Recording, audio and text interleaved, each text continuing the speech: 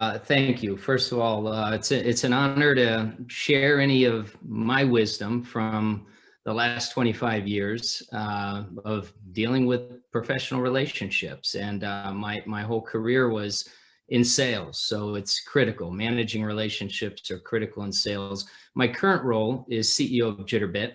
I've been here 10 years. Actually, April 1st was my first day, and I did play some good April Fool's Day jokes. It's for another time.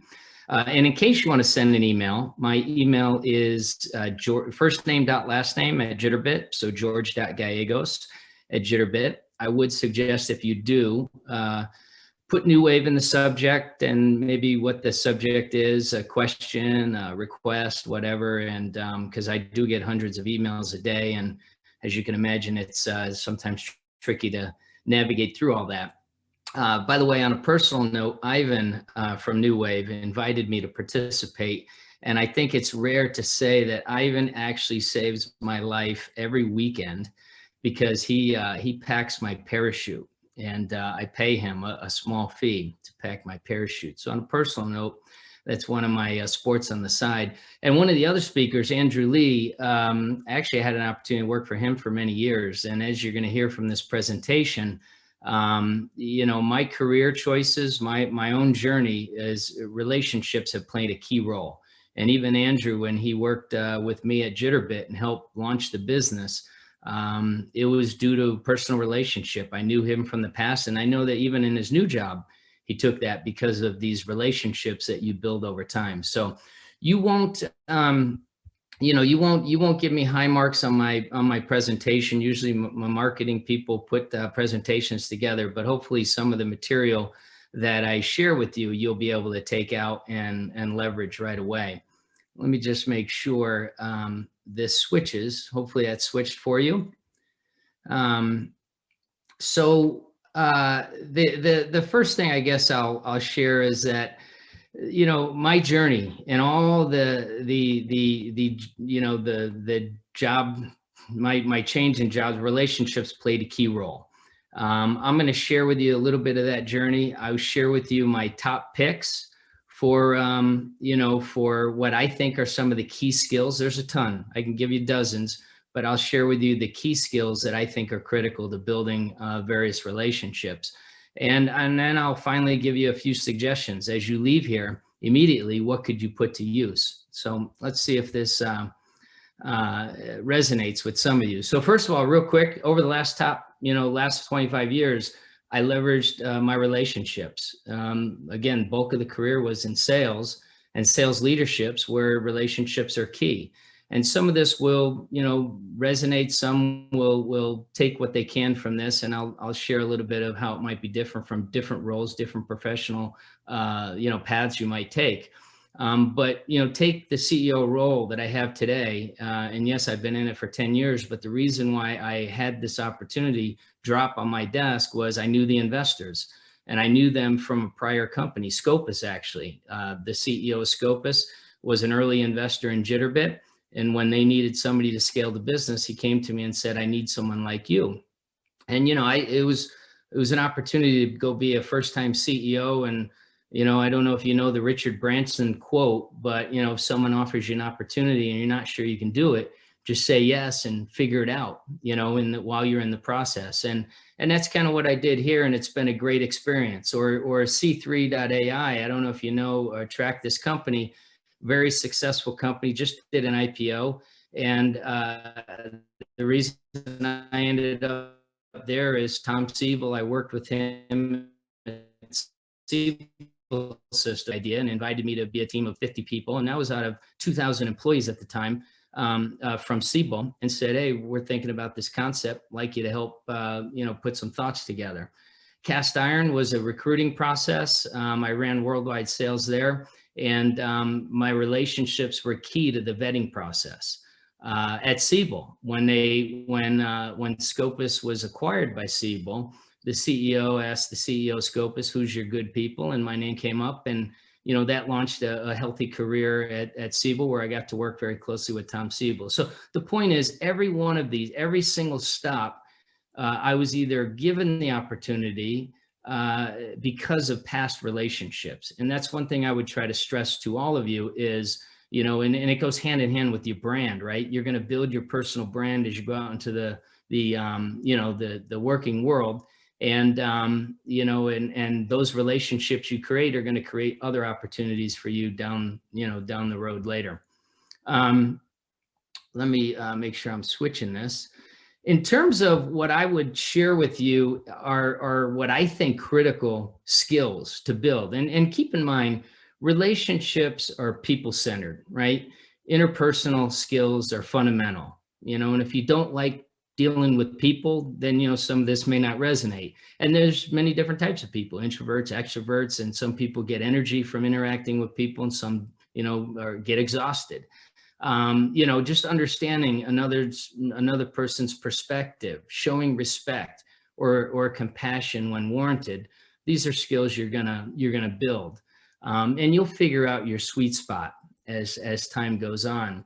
But communication, I would say, is my number one core tip, and it's my number one pet peeve. I take time to, with employees, we got a couple hundred employees.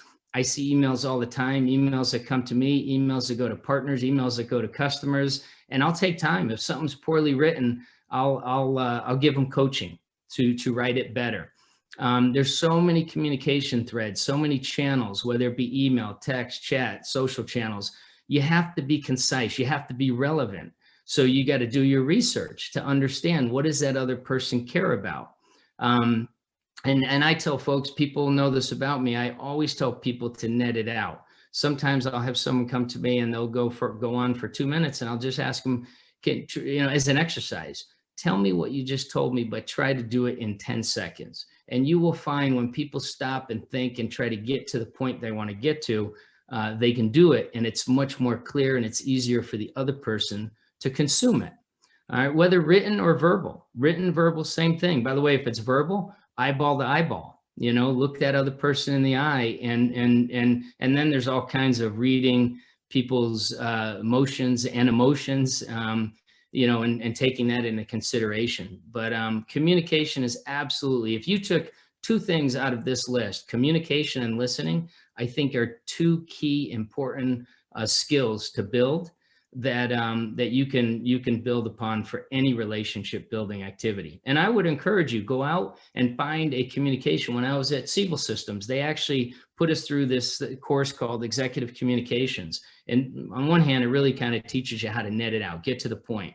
And I'll often say that to people is, give me the headline first and then save the details of the story until after. By the way, I want to make sure time-wise, listening is key. And this is where you get to build your skills, because especially depending where you want to go in any career, if it's a career in sales or marketing where you're engaging with people frequently and all the time, you want to get the other side talking. In fact, in the world of sales, I often say the best sales meeting is one where the other side, your prospect, your customer, talks for 95% of the time. All right. And now to do that, you've got to engage them with good questions, get them to want to talk, get them to, provoke them to be Columbo. And that's what people have said about me is, sometimes it's, if you ever seen Columbo, it's long ago and I'm old and I remember it. But, the guy that he's the investigator, and he'd all scratch his head and say, I don't quite understand. How do you do this? And it takes people's defensive mechanisms down to get them talking about what you may want to talk about. And so practice being a good listener, learn how to ask questions, and take notes, by the way, take notes, because you have a meeting with somebody, you may not see them again for some period of time. You want to have taken some notes to learn, retain what you learned from that conversation.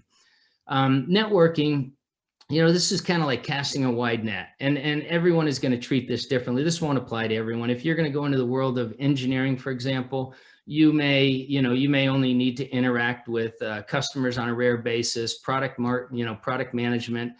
So it may not be as big a deal. If you're going into sales, going to all the events, sometimes even going to the happy hour with your customer, your prospect, your partner, your business partner. So casting a wide net and being present, being everywhere, going to corporate functions, going to eat lunch in the cafeteria, assuming that people are going to be back in cafeterias anytime soon.